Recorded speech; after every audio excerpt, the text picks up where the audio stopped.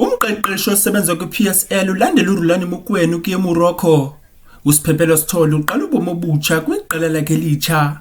iMamelodi Sundowns isazingela ukuphumelela umdlalo wokuqala kwi-pre-season. Inkosi Mazizole izicaka zithambile Mzontsundu manibulise.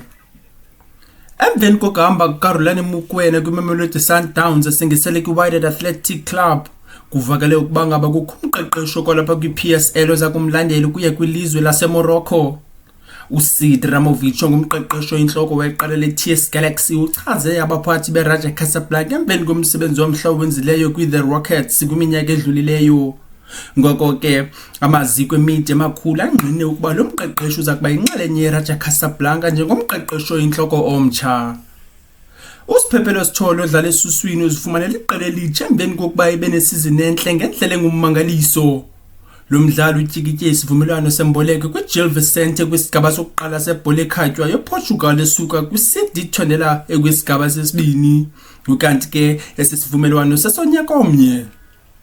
iMamelodi Sundowns idlale imidlalo emithathu kwi-pre-season kodwa ikaphumeleli nomnye.